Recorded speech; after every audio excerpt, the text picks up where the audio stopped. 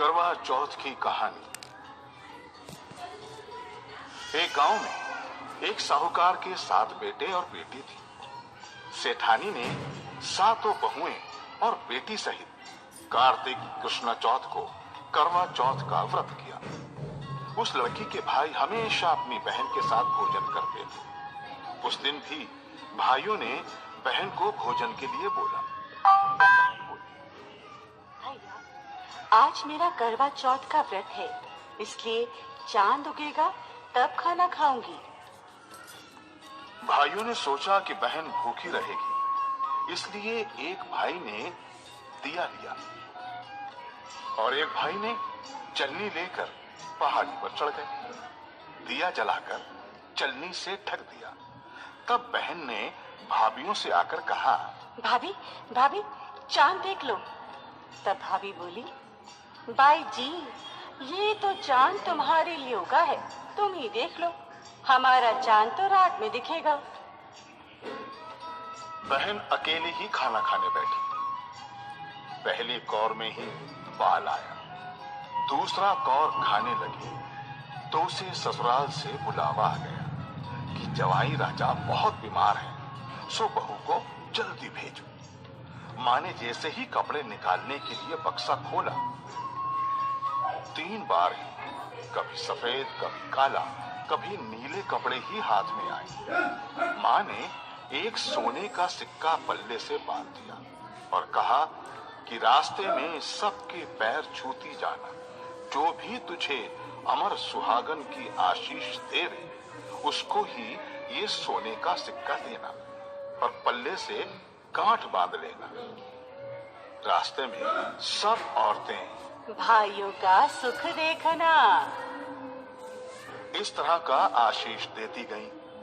किसी ने भी सुहाग का आशीष नहीं दिया।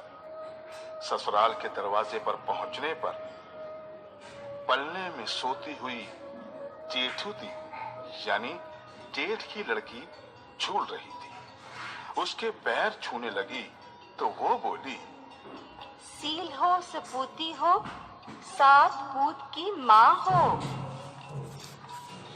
ये वाक्य सुनते हुए उसने जल्दी से सोने का सिक्का निकालकर उसे दे दिया और पल्ले से गांठ बांध दी। अंदर गई तो पति मरा पड़ा था। बहू ने अपने मरे हुए पति को जलाने के लिए नहीं ले जाने दिया और बोली, मेरे लिए एक अलग से झोपड़ी बनवा दो, और वही अपने मरे हुए पति को लेकर रहने लगी। रोज सासू बची खुची ठंडी बासी रोटी दासी के साथ भेज देती और कहती, जा मुर्दा सेवनी को रोटी दे आ। थोड़े दिन बाद माघ की तिल चौथ आई और बोली, करवा पिला तू करवा पिला, भाइयों की प्यारी करवा ले, दिन में चांद देखने वाली करवा पिला। जब वो बोली, हे चौथ माता, मेरा उजड़ा हुआ सुहाग तो आपको ही बनाना पड़ेगा, मेरे पति को जिंदा ही करना पड़ेगा। मुझे मेरी गलती का पश्चाताप है, मैं आपसे माफी मांगती हूँ। तब चौथ माता बोली, मेरे से बड़ी बैसाखी चौथ आएगी, वो तुझे सुहाग देगी। इसी तरह बैसाखी चौथ आई। उसने कहा कि भादवे की चौथ तुझे सुहाग देगी। तब कुछ महीने बाद भादुड़ी चौथ माता स्वर्ग से उतरी और वही सब बातें कहने लगी। तब उसने चौथ माता के पांव पकड़ लिए। चौथ माता बोली कि तेरे पर सबसे बड़ी कार्तिक की करवा चौथ माता है, वो ही नाराज हुई है, इसलिए तू उसके पैर मत छोड़ना, वही तेरे सुहाग को अमर कर सकती है। यदि तूने उसके पैर छोड़ दिए तो फिर कोई भी तेरे पति को जिंदा नहीं कर सकता। कार्तिक का महीना आया। स्वर्ग से चौथ माता उतरी। चौथ माता आई और गुस्से से बोली, भाइयों की बहन करवा ले, दिन में चांद उगानी करवा ले, धनी भुखानी करवा ले, व्रत भांडनी करवा ले। जब साहूकार की बेटी ने पैर पकड़ लिए वह विलाप करने लगी, चौथ माता, मेरा सुहाग तो तेरा व्रत भंग करने के कारण उजड़ा है, मैं ना समझ थी, मुझे इतना बड़ा दंड मत देवो। तब चौथ माता बोली, पापिनी, हत्यारिनी, मेरा पैर पकड़कर क्यों बैठी है? मेरा पैर छोड़ दे।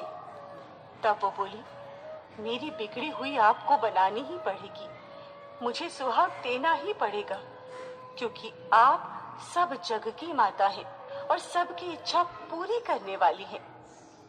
तब चौथ माता खुश हुई और आंखों में से काजल निकाला, नाखूनों में से मेहंदी, बिंदी में से रोली निकाली और सबसे छोटी उंगली से उसके मरे हुए पति पर छींटे दिए।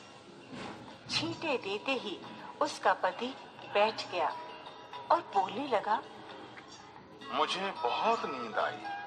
जब वो बोली, मुझे तो 12 महीने हो गए, मुझे तो चौथ माता ने सुहाग दिया है। तब पति बोला, माता का विधि विधान से उजुमन करो।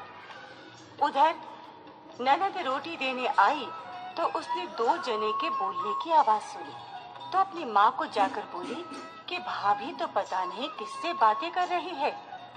तब सासू ने जाकर देखा कि बहू व बेटा दोनों जीम रहे हैं व चौपड़ पासा खेल रहे हैं। देखकर वो बहुत खुश हुई और पूछने लगी, ये कैसे हुआ बहू?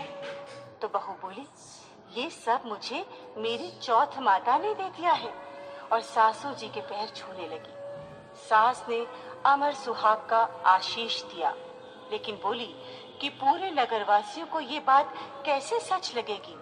तब बहू बोली, यदि उल्टा करवा फेर देंगे तो वो वापस मर जाएंगे और सीधा करवा फेर देंगे तो वापस जीवित ही रहेंगे। तब पूरे नगर में ढिंढोरा पिटवा दिया गया कि सब कोई देखने आवे। सीधा करवा फेरते ही उसका पति जिंदा हो गया। दूर खड़े हुए पति पत्नी का गठबंधन जुड़ गया और सब चौथ माता का चमत्कार मानने लगे। चौथ माता का व्रत पुरुष की पत्नी, बेटे की माँ सभी को करना चाहिए। 13 चौथ करनी चाहिए। हे चौथ माता, जैसा साहूकार की बेटी का सुहाग उजाड़ा वैसा किसी का नहीं उजाड़ना। जैसा वापस उसका पति जीवित किया वैसा सभी का करना। कहने सुनने वालों को, हुंकारा भरने वालों को सभी की मनोकामना पूर्ण करना। बोलो, मंगल करणी, दुख हरणी चौथ माता की जय।